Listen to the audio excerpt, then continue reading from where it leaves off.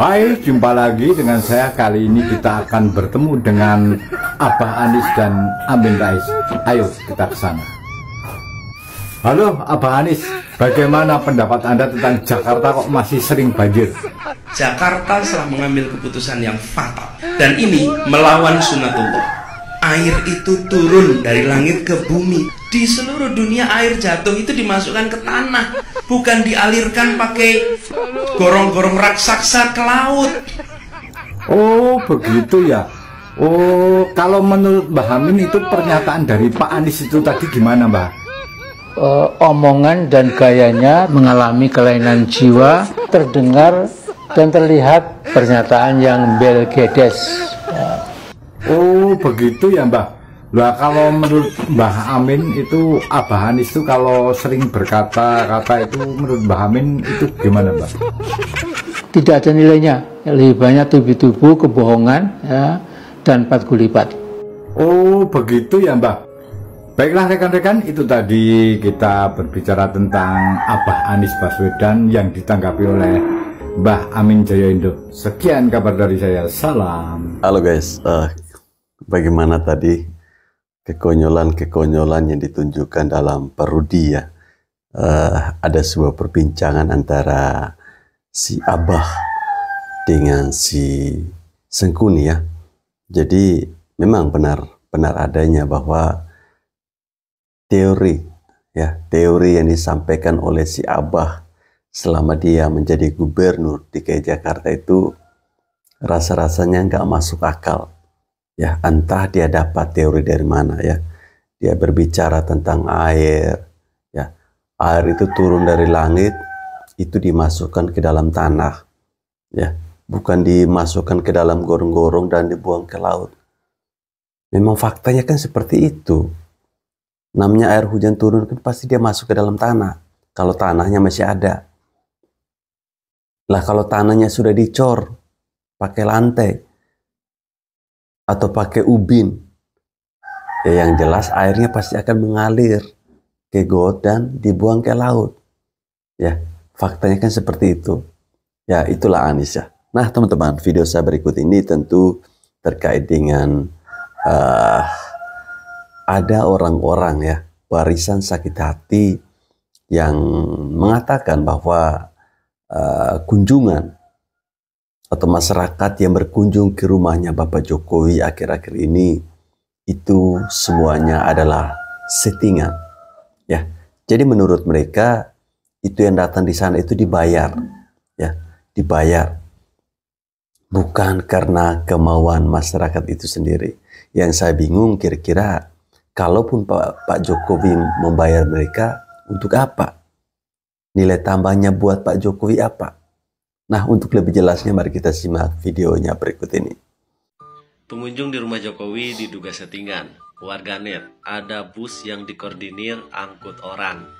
Menurut salah satu warganet, kunjungan masyarakat ke rumah Jokowi hanyalah settingan atau telah diatur.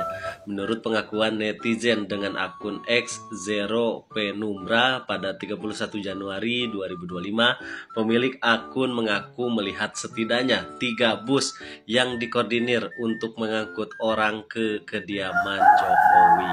Lu pernah ikut study tour, jalan-jalan, bertamasya, atau wisata tidak? Itu wisatawan bepergian naik apa? Nggak mungkin kan naik bebek, naik onta, apalagi naik anjing. Nggak mungkin kan? Gak heran kalau misalkan naik bus kan peruntukannya emang untuk ngangkut orang. Gak mungkin kan untuk ngangkut sapi, apalagi ternak abah dan banteng. Terus katanya dikoordinir, hey, apapun yang melibatkan banyak orang, apalagi ini berwisata ya, ke rumah orang, ya pasti ada koordinatornya. Gak mungkin kan puluhan apalagi ratusan itu selonong boy masuk, ya tinggal masuk aja ke rumah, gak mungkin. Ya pasti ada lah pengarah atau istilahnya tour guide-nya lah. Apalagi ini kan mau mengunjungi rumah Presiden ke-7 gitu Pak Jokowi. Terus katanya settingan karena dikoordinir. Hey, gue tanya kepada lu, anak-anak abah yang suka demo, apakah demo itu settingan? Apakah nggak ada koordinatornya? Di setiap aksi demo pasti ada koordinator demo. atau koordinator aksi, ya penanggung jawab lah biasanya ini yang suka diwawancara oleh wartawan. Nah kalau misalkan demo itu ada koordinatornya, apakah yang demo-demo kemarin itu adalah settingan?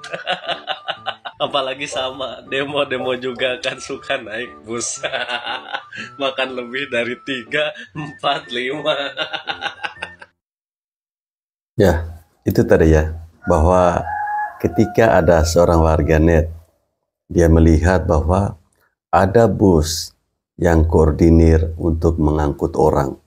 Nah, pemikiran-pemikiran seperti ini teman-teman, bagi saya itu adalah pemikiran yang sesat.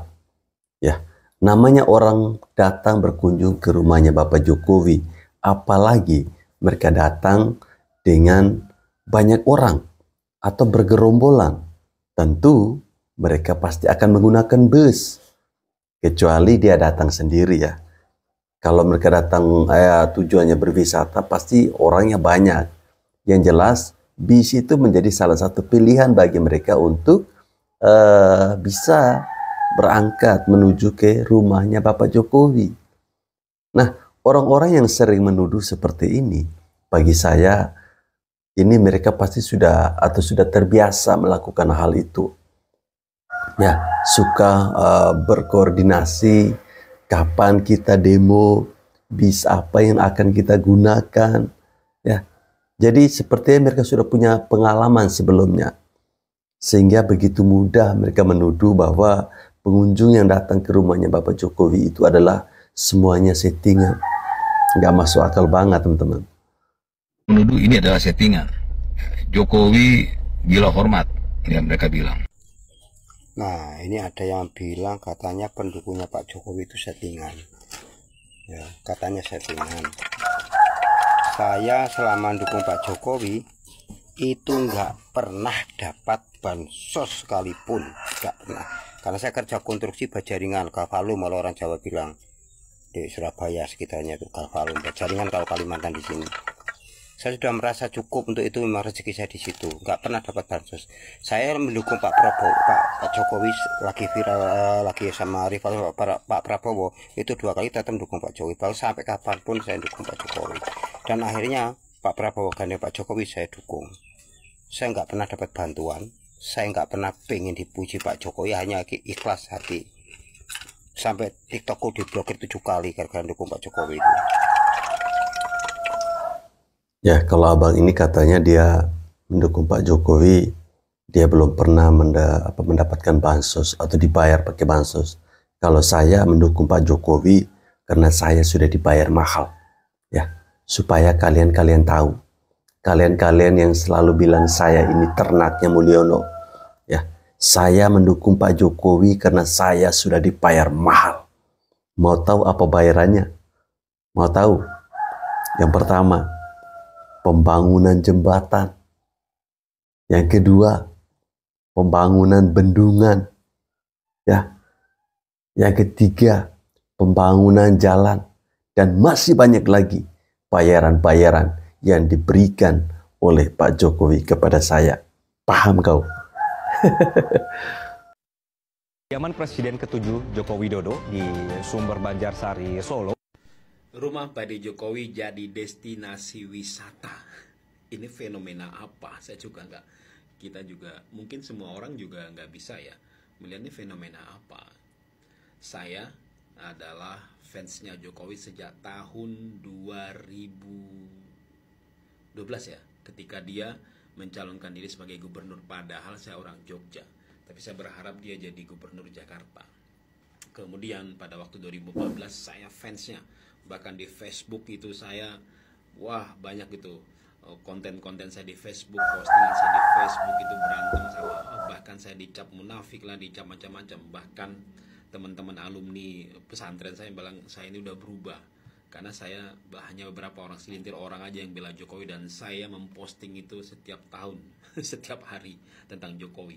2019 sama, saya juga posting tentang Jokowi dan sebagainya. Dan saya pun terus terang ya, saya tuh banyak ketemu tokoh-tokoh nasional itu nggak pengen foto saya, tapi saya sama istri itu juga nggak tahu kenapa pengen foto sama Pak Jokowi ya. Kalau saya yang lain itu saya nggak ada ya, SBY, kemudian Megawati, kemudian Bahkan Pak B.J. Habibie aja saya nggak pernah pengen foto ya.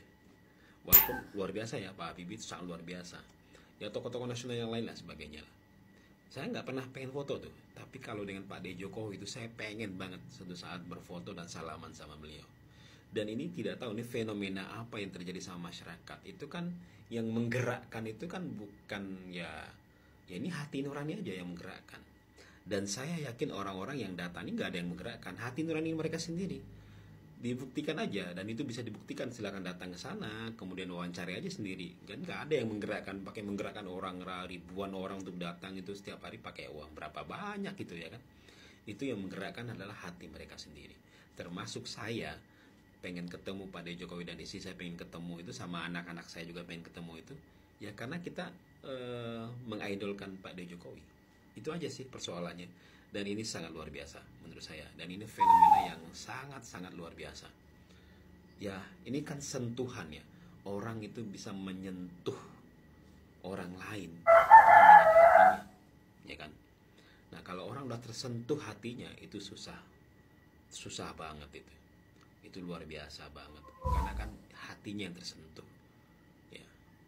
Kalau otaknya yang tersentuh apa? Ini hatinya yang disentuh. Kalau orang udah tersentuh hatinya, gila itu. Keren banget, luar biasa. Semoga Pak Jokowi sehat selalu, keluarganya sehat semua, baik-baik semua, dan semoga mereka nggak split. Allah akan melindungi mereka, mudah-mudahan. Amin, amin, amin. Ya, serasa tempat wisata rumah Bapak Jokowi diserbu banyak warga. Apakah kalian kaget ketika Pak Jokowi sudah tidak lagi menjabat sebagai presiden, kemudian rumahnya terasa seperti tempat wisata? Kalau saya sendiri tidak kaget, karena ini bukan hal yang baru. Ya, apa yang kalian lihat saat ini, tentu itu sudah pernah dirasakan atau sudah pernah kita lihat ketika beliau masih menjabat sebagai Presiden Republik Indonesia. Ya, berulang kali saya sampaikan, di saat atau ketika Bapak Jokowi berkunjung ke luar daerah saat itu, masyarakat juga berbondong-bondong. Ya, itu karena apa? Karena hatinya mereka. Ya, karena sentuhan hati mereka ingin bertemu sosok yang dengan tulus, yang dengan ikhlas membangun bangsa ini. Mereka hadir bukan karena disetting, mereka hadir bukan karena dibayar, seperti yang dilakukan oleh para barisan sakit hati, seperti yang dilakukan atau yang pernah dialami oleh anak-anak abah, anak-anak banteng. Ya, mereka ini kan hobinya demo, cukup dibayar nasi bungkus sudah semangat untuk berdemo. Ya, tapi para pendukung Jokowi, ya, orang-orang yang mencintai Bapak Jokowi, mereka itu mencintai dengan hati, ya, mencintai dengan hati yang tulus dan ikhlas. Jadi tidak heran jika atau kita melihat saat ini rumahnya Pak Jokowi seperti sebuah destinasi wisata. Itu tidak heran, karena memang dia sudah tanam. Ya, dia sudah tanam ketika dia masih menjabat. Sekarang dia memanen hasilnya. Ya, mungkin orang-orang yang saat ini datang ke rumahnya Bapak Jokowi, mereka belum punya kesempatan saat beliau masih menjadi presiden. Jadi inilah saat yang tepat bagi mereka untuk bisa datang dan melihat langsung Bapak Jokowi. Ya, jadi apakah kalian ini merasa stres? Merasa cemburu? Ya coba buatlah rumah kalian seperti rumahnya Pak Jokowi. Supaya kalian jangan menuduh yang aneh-aneh tentang Pak Jokowi. Ya, kalian bilang itu ternak Mulyono, penjarakan Jokowi. Emang apa sih salahnya Bapak Jokowi? Ya, semakin kalian hina-hina Pak Jokowi, Bapak Jokowi akan semakin dimuliakan oleh yang di atas dan juga oleh masyarakat yang mencintai beliau. Mantan staf sus ESDM Said Didu bersama para aktivis anti korupsi lainnya melaporkan Silahkan saya didu sak gerombolan anjing-anjing ini. Orang udah tahu siapa Abraham Samad, Said Didu, Dim Samsudin, Amin Rais, Serai Suryo, Rocky Gerung, Rizik Syihab itu siapa? Itu loh provokator negara tambahan. Ayo coba aja buktikan kalau kamu bisa tuh. Kamu tuh yang provokator tuh kamu, anjing. Di Indonesia lo nggak ada gerombolan-gerombolan kalian itu enak. Sekarang dipimpin Pak Prabowo. Coba ya kamu hina Pak Prabowo kayak kamu menghina Pak Jokowi itu. Gantung Prabowo, hukum Prabowo. Kalau nggak diculik dikarungi mati. Provokator kok sakit hati kok nggak habis. Pak Jokowi ini sudah bukan presiden. Ya itulah, ini kan kumpulan atau segerombolan manusia sakit hati, jadi wajar ya kalau mereka ini kumpul di satu tempat yang sama, curhat ya, saling curhat dan kira-kira apa yang akan kita lakukan agar orang yang pernah memecat kita ini juga hancur seperti kita. Kira-kira seperti itu ya rencana mereka ini. Pengkhianat dan penyusup di Prabowo Gibran. Ciri-cirinya adalah mereka selalu bilang di saat Pilpres kemarin mereka memilih 02, tapi tidak suka dengan Mas Gibran ataupun dengan Pak Jokowi. Dan mereka bertujuan untuk memecah belah antara pendukungnya Pak Prabowo, Pak Jokowi juga Mas Gibran, supaya mereka bisa melemahkan posisi Pak Jokowi, Mas Gibran, juga Pak Prabowo. Kalian tahu tujuan mereka apa? Ya, tujuannya adalah penggagalan hilirisasi di seluruh Indonesia. Itulah tujuan mereka. Jadi, dari sini paham toh apabila Anda mendengar orang yang bilang memilih 02 tapi tidak suka dengan Mas Gibran ataupun Pak Jokowi, real mereka adalah pengkhianat bangsa dan negara.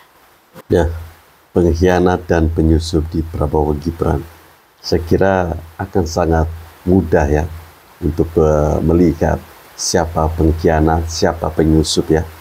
Karena sekarang saya melihat bagaimanapun Presiden Prabowo itu sangat tegas ya teman-teman.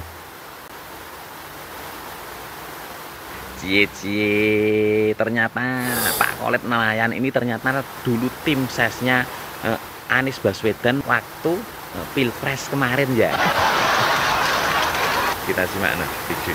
Ya, begini Pak Presiden ya, yang terhormat. Mau kapan lagi sih kita mengobati bangsa yang besar ini? Nah, saya lihat penyakit Indonesia ini Pak. Bukan cuma sakit otak aja Pak, tapi juga sakit hati. Sakit hati nggak ada obatnya kan Pak? Itu sejenis benalu. Kalau tumbuh-tumbuhan itu benalu. Jadi benalu yang nempel di tubuh bangsa kita ini.